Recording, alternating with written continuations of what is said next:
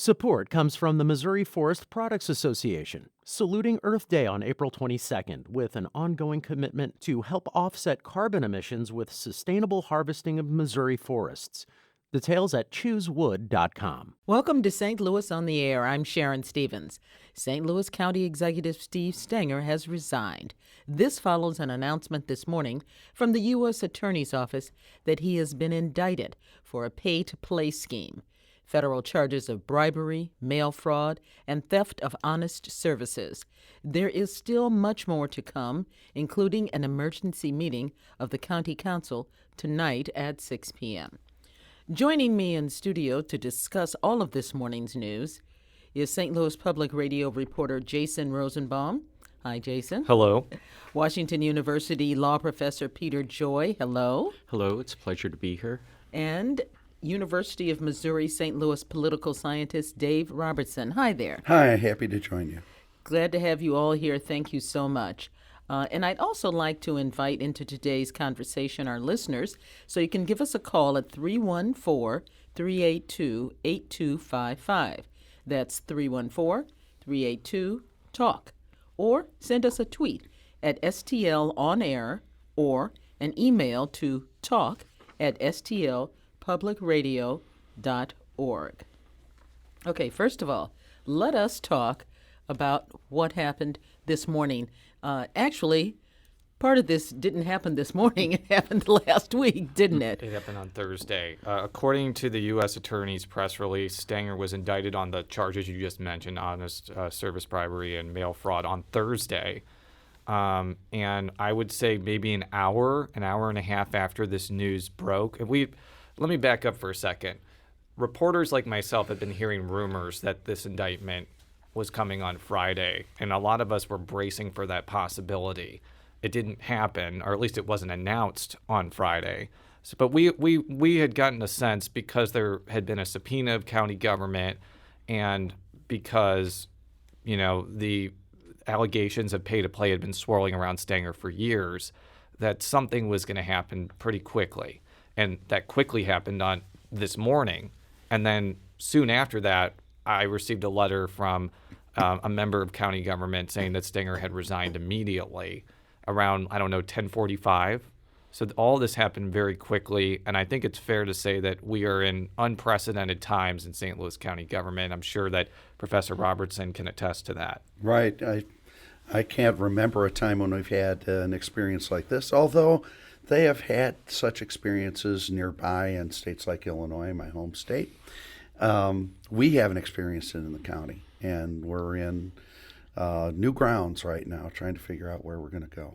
Well, let's talk about something. I want to bring in something a little early here. One of our listeners, Katie on Facebook, has a question, and she asks, this is all such a tangled web. Could someone go into what the charge theft of honest services entails? Can you answer that, Professor? Sure.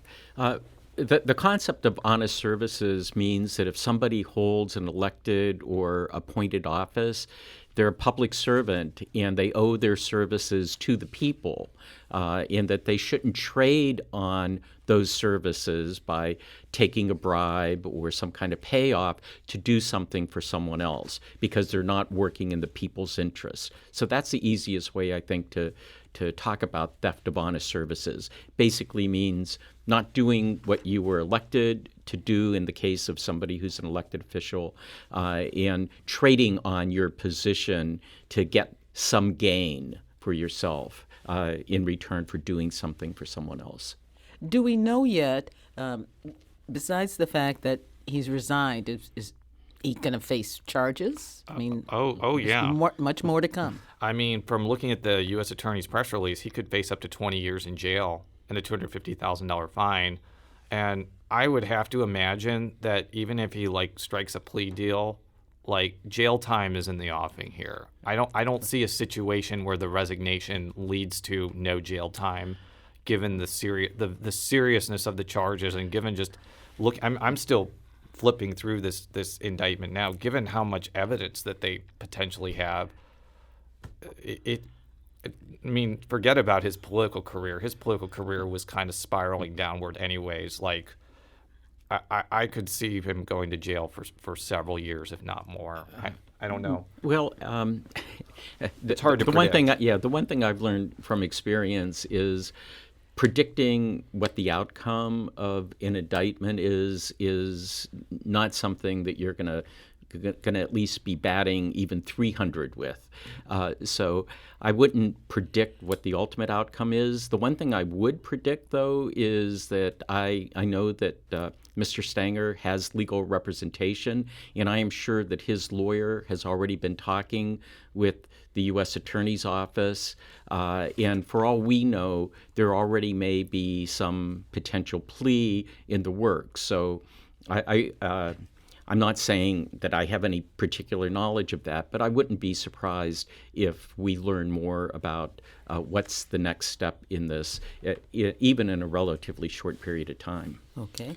Peter, is it possible that the quick resignation was a result of some plea agreement already? Well, normally in these kinds of cases, the government wants, as part of any agreement, resignation. So that's normal. I mean, that's the one thing that somebody could predict. Anybody who's going to get convicted, that's going to be part of the deal. It's possible that is sort of showing the first sign that something's been worked out. It's also possible that Mr. Stenger just thought that it was time for him to step down and focus on his legal problems. But again, we don't know more than the fact that he's been indicted and he's resigned at this point, but I am sure we're going to hear more even in a relatively short period of time. Now, the document is like 44 pages long Right. at least, and I know we've just read a little bit of it, and it kind of reads like a novel. I mean, the information, the emails, and that the government says led to their decision to indict the county executive or the former county executive is really something.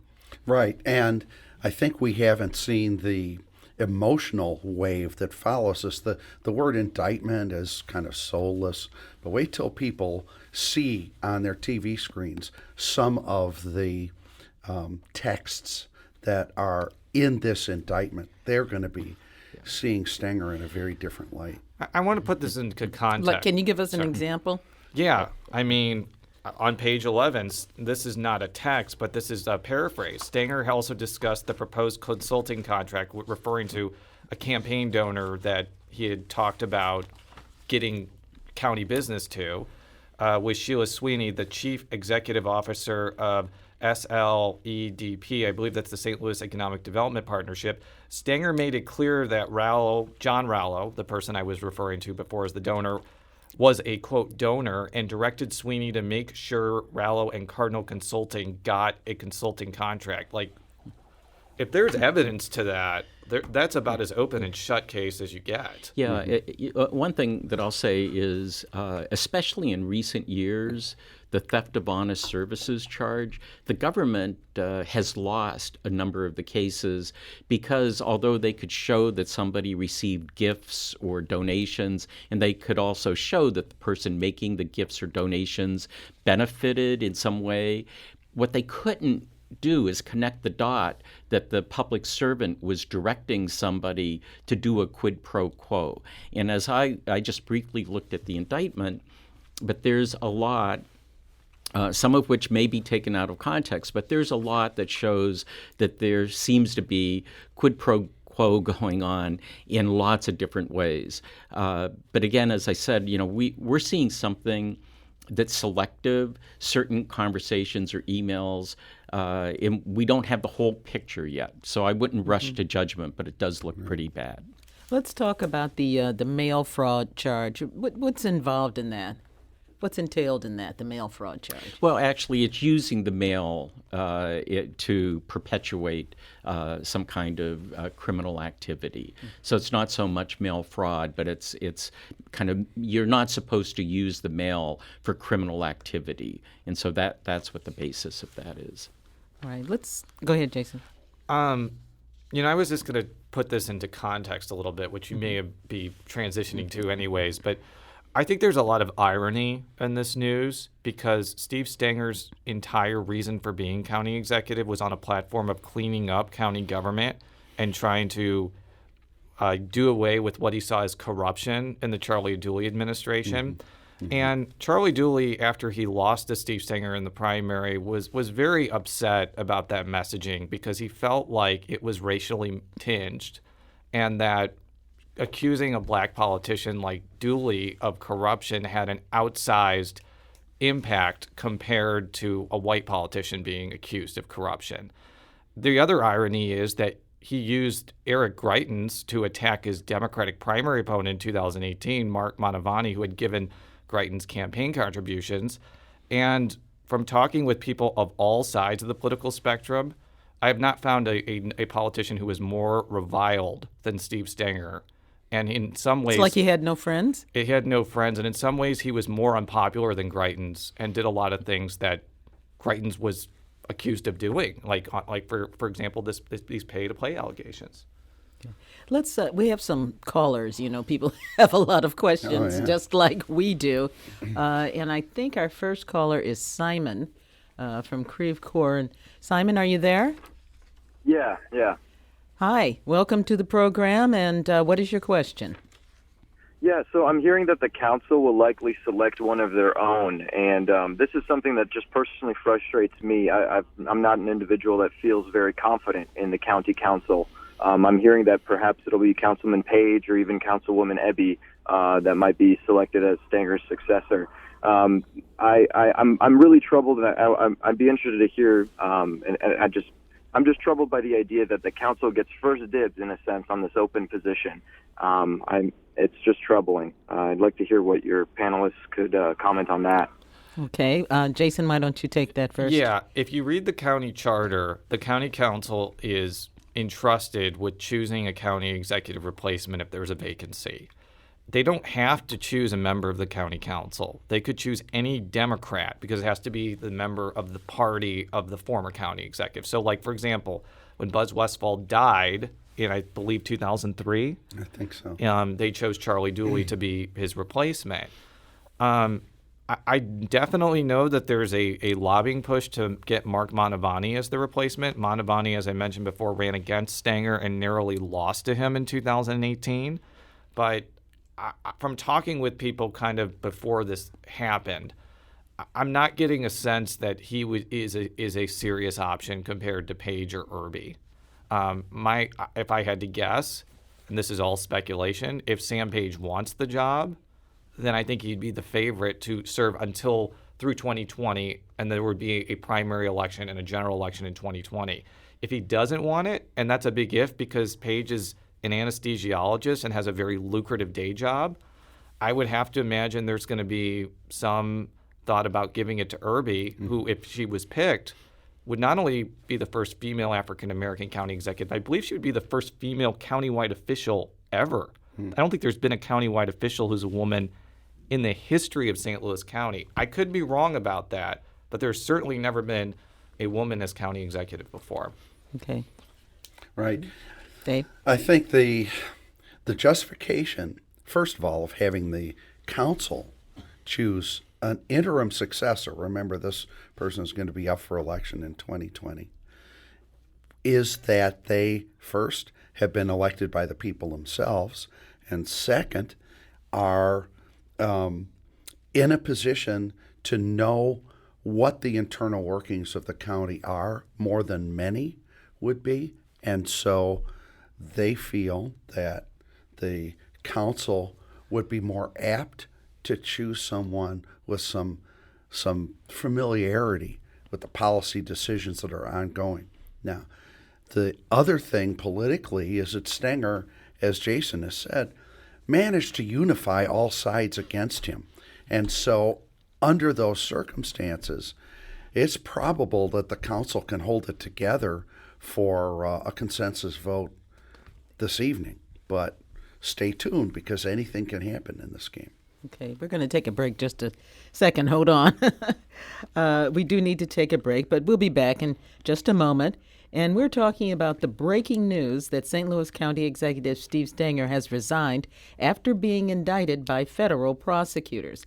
This is St. Louis on the Air, St. Louis Public Radio, 90.7 KWMU. Support comes from the Missouri Forest Products Association, saluting Earth Day on April 22nd with an ongoing commitment to help offset carbon emissions with sustainable harvesting of Missouri forests. Details at choosewood.com.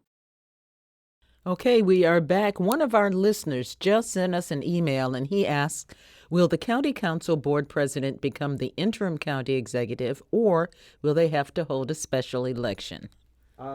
Jason. Well, I don't have the charter in front of me. I think that there could be a situation where one of the council members becomes the interim very briefly before they choose somebody to serve through 2020. And there will be an election for a new county executive in 2020 now. And I believe, because I wasn't here in 2004, but my understanding from looking at past election results is Charlie Dooley was appointed as the county executive through 2004. There was a primary election where Dooley ran against a number of people, and then a Republican also ran. Mm-hmm. I believe it's the same situation. So if you have this, let's say go through the scenario where Irby or Page serve as county executive but don't run for a full term or for the remainder of Stenger's term. You then have a situation which I don't think has happened in a long time where you could have a multiple Democratic primary for this post, and it could be wide open. Now, there could also be a scenario where the person who's picked as county executive is like, I want to remain county executive, and they're still in there. A lot of this is fast-moving speculation, but the people that I've heard who would run in 2020, besides Mark Mantovani, who I think is an almost certain lock to run again, St. Louis County Assessor Jake Zimmerman, Senate Minority Leader Gina Walsh, Senator Jill Shoup, perhaps, or Representative Tracy McCreary. I mean, because I remember like when Mantovani was lobbying, I was looking on Twitter, my State Representative Gina Mitten, said like, there are a lot of very capable female politicians that could run for this post, especially since that hasn't happened before. And I think that this is the opportunity, I think, for that type of thing to occur in St. Louis County, especially since we already have a female mayor in St. Louis City and a whole bunch of other officials too. Yeah, I agree. There certainly is a possibility for a lot of division in the future over who would be favored to run for county executive and who would be supported by different groups and different sections of the county. So someone who could consolidate support fairly early would have a great shot at winning a primary and then a general election in 2020. Peter, do you want to? Yeah, I mean, this is much more political than it is legal, though from kind of my armchair political science point of view, I would think that whoever the interim executive is, if that person did a good job and decided to run, they would be a formidable candidate. Okay. I wonder if you can give us a greater sense of what's going to happen tonight at the emergency meeting. I don't know. I'm asking you to look into a crystal ball, huh? I don't think the members of the council know exactly. I don't know if it'll be a situation like maybe somebody is named interim for a few days, and then they decide to pick the person that serves through 2020 at another meeting, or they just decide to pick the person that serves through 2020 at this meeting. I think it's really unclear at this point, and that's a huge decision to make. You can't emphasize how powerful this position is. County Executive's Office is seen as much more powerful than St. Louis mayor's. And, you know, there's political implications, too, about how this will affect the merger debate. Yeah. If there's a board of freeholders that ends up being triggered by that petition drive, if you have somebody in there who is adamantly opposed to the Better Together plan and appoints people to the board of freeholders that will actually come up with a competing plan now, that's huge. Yeah. Someone like Irby would definitely do that, in my opinion. Yeah. What It's about unclear holding about the this others. in open or closed session? I'm not sure, but I think if you're voting, you have to vote in public. You can do some other business, I don't know. I don't know the Private. answer to I don't know the answer to that. Okay. Yeah, I don't know for sure, but you're right. It is possible that they could go into a closed session and then come back into a public session for the actual vote that may have already been predetermined. And I'm sure that that's where the press will be saying, don't go into any kind of closed session. That having been said, nothing stops them from already doing lobbying and politicking. On the phone right now. That's I'm right. sure that's true. And there may be somebody, given the balance right now, apparently, if the 3 Republican members decided on a person that they wanted and that person voted for themselves, that could be the person who is the interim executive. Well, to paraphrase a famous movie quote, I think they're going to need a bigger room. I just want to remind everybody, by the way, I'm talking with Jason Rosenbaum, who's political reporter, and Dave Robertson with UMSL, political scientist, and Peter Joy of Washington University.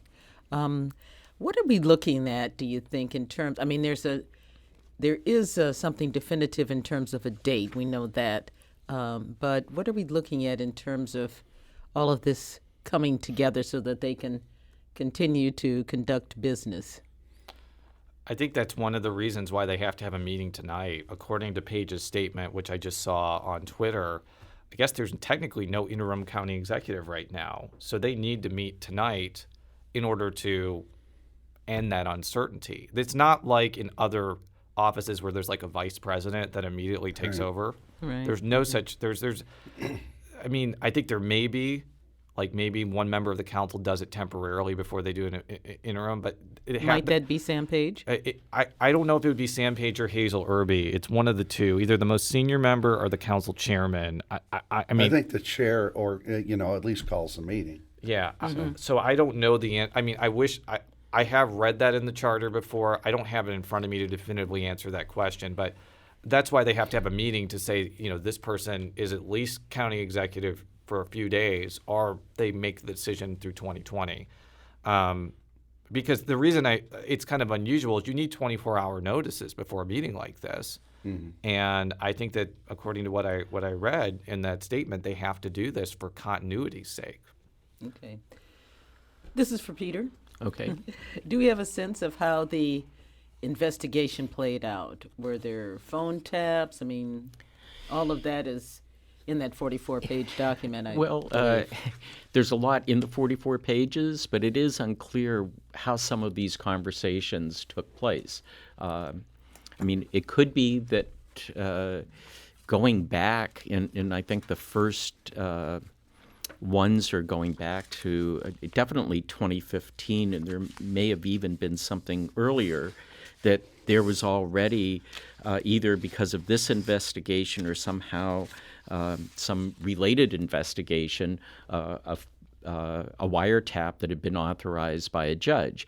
It's also conceivable that someone who was a party to some of these was taping them themselves. And the other thing that's a little unclear is exactly which one of these were emails and which ones were from conversations, and that's not, as far as I've been able to tell, fully disclosed in the indictment. And because of that, we just don't know how these pieces came together. In terms of emails, emails could have been produced as a result of the subpoena. But again, it's kind of unclear. We have the content, but we don't know the source in every instance of this. Now, I know Jason has been meticulously reading through the indictment, and he might have a better sense of some of this. So I think one possibility is that some of people that either work for Stenger or used to work for Stenger talk to the federal authorities. They may have had documents that they could use to buttress their case. I mean, it's possible that the feds decided to talk to John Rallo himself, and he provided a lot of this information to them. This is all speculation because it doesn't say specifically in this indictment like what that is, what like where the source of this is. But I think those are all. They seem detailed, though. And they said they're quotations. They're presented as quotations, which makes one wonder about the wiretap. So, I mean, yeah, it is not out of the question, too, that somebody who worked for Stenger wore a wire. But we don't, this is all speculation. Right, it is. We don't know this, and hopefully maybe we can get some more answers with the U.S. Attorney. Yeah. Who else is implicated in this indictment? Well, so Stenger and Rollo are the two, but it says, and one or more other individuals aiding and abetting one another. So there are the possibility that there are some unnamed individuals that are going to be John Rollo, who was the owner of a company that he personally made a number of campaign donations. He got other people to make campaign donations. And his company, and maybe possibly more than one company that he was affiliated with, benefited from various contracts with the county and sales of property that the county facilitated. Sweeney, the head of the Economic Development Partnership, would probably be a person that one would look at as a possible accomplice in this. Okay. Jason said earlier that the county executive position is more important than the mayor of St. Louis, but why is that the case?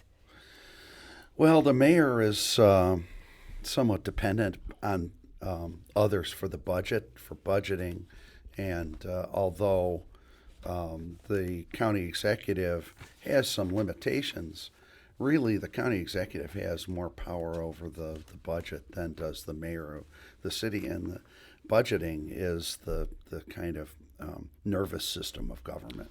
Right. If you can control the budget, you can control a whole lot of stuff. Mm-hmm. Yeah, I was going to just say that's definitely accurate. Okay. Regarding tonight's meeting, Patrick asks on Twitter, do we know if the emergency meeting will have a public comment portion? Do they have to have that? They may.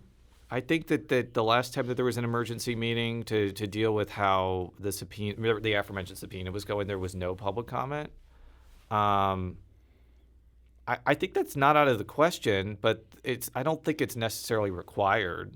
So I think that's an unknown, but that's a very good question, and it'll have to be something that we end up seeing later tonight. Okay. Let's take a call from Dean in St. Louis County. Dean, are you there? Yeah, can you hear me? Hi, Dean. Yes, go ahead. What is your question?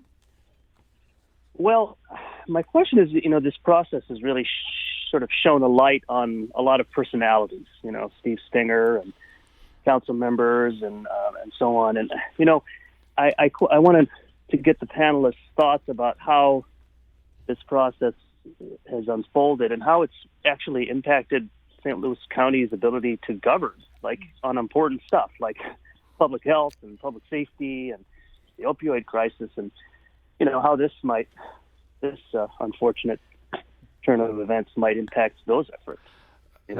Yeah, that's a great question, because county government actually impacts actual people very directly. Mm-hmm. Like, for example, if your basement is being renovated, the county comes in and makes sure that it's up to code.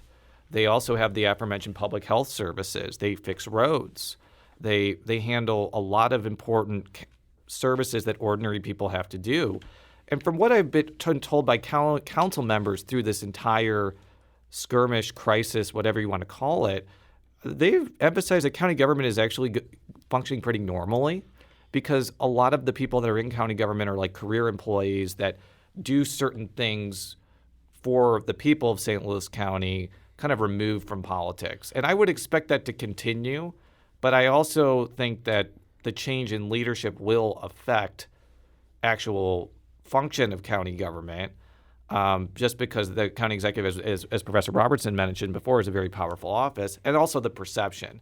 Because if people are seeing things like this, the perception is going to be that county government is in chaos, even if things are functioning relatively normally. Investigations take a lot of time. They've taken a lot of time of the council members. This could get things back on track with more normal efforts to solve the county's problems, and also make appointments a little more regular. I think some offices haven't been filled. It's been a news story recently, so we'll see. Very good. Thank you very much. I want to thank St. Louis Public Radio politics reporter Jason Rosenbaum and Washington University law professor Peter Joy and University of Missouri St. Louis political scientist David Robertson for joining us today. This is St. Louis on the Air on St. Louis Public Radio 90.7 KWMU.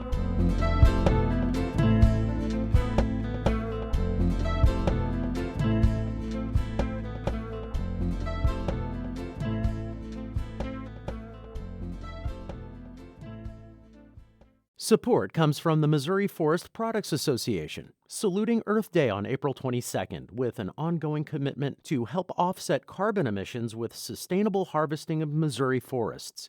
Details at choosewood.com.